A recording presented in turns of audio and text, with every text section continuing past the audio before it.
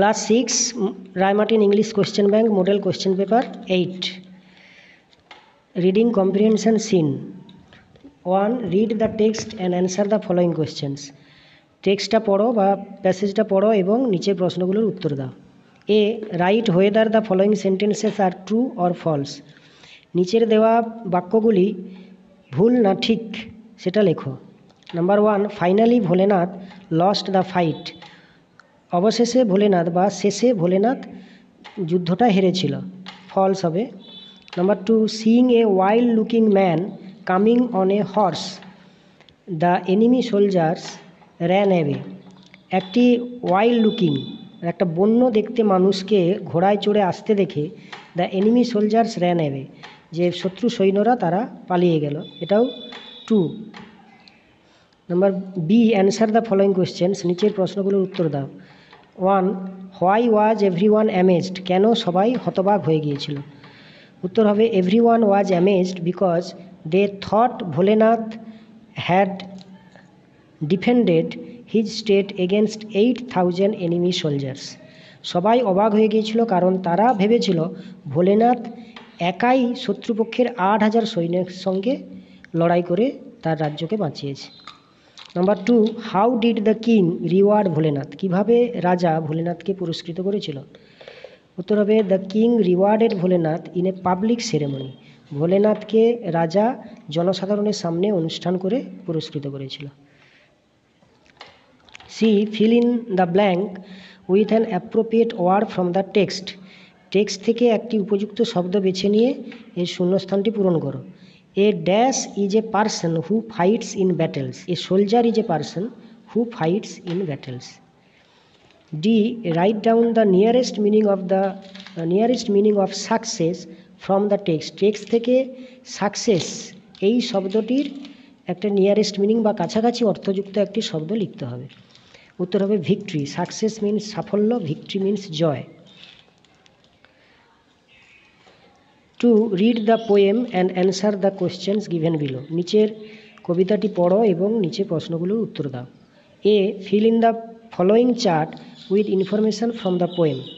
What আর where, কি কোথায়। নাম্বার 1. ক্লাউড সেল মেঘেরা ভাসে কোথায়? দ্য স্কাই বা in the sky. Number 2. Rainbow builds a road. রামধনু রাস্তা তৈরি করে কোথায়? ফ্রম আর্থ টু স্কাই, মাটি থেকে আকাশ পর্যন্ত। B. Complete the following sentences with information from the poem. ওপরের কবিতা থেকে তথ্য নিয়ে নিচের শূন্যস্থানগুলি পূরণ করো। নাম্বার 1. Clouds are প্রিটিয়ার then. মেঘেরা সুন্দর। Then the sailing boats and ships. Sailing boats and শিপসের থেকে জাহাজ এবং নৌকা, ভেসে যাওয়া জাহাজ এবং নৌকার থেকে মেঘেরা বেশি সুন্দর। নাম্বার 2. দ্য বো ওভারটপস।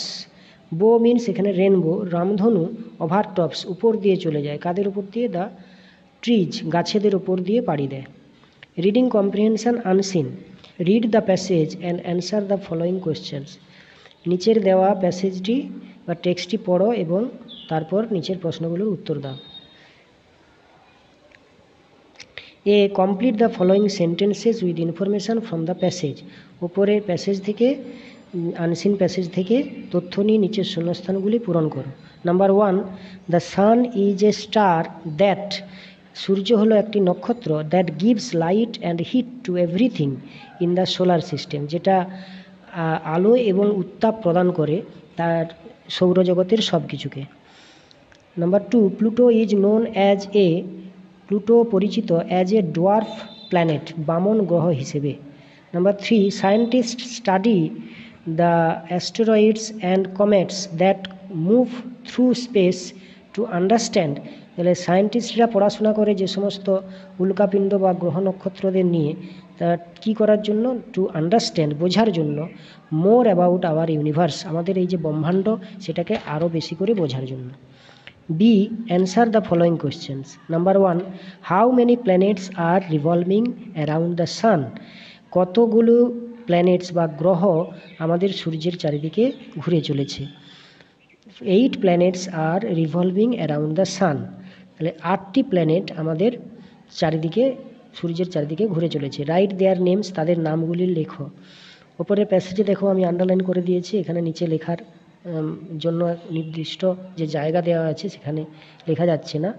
নাম্বার 1 হচ্ছে যে 8টি গ্রহের নাম: Mercury, Venus, Earth, Mars, Jupiter, Saturn, Uranus and Neptune. এবং প্লুটো যেটা, সেটা হচ্ছে এখন ডোয়ার্ফ প্ল্যানেট বা বামন গ্রহ।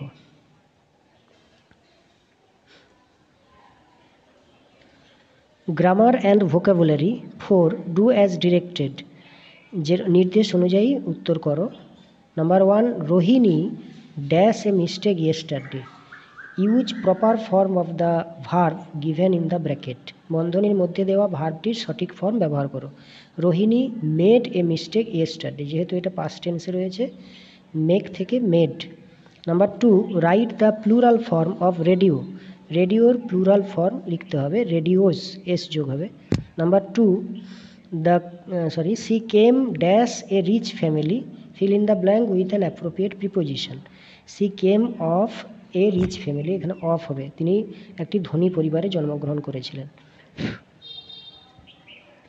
would you like to sing with I or me, fill in the blank with an appropriate pronoun, I অথবা me. would you like to sing with me? Number 5, nature's changing is law, correct the sentence. এই বাক্যটির মধ্যে একটি ভুল আছে, সেই ভুলটিকে সংশোধন করে লিখতে হবে।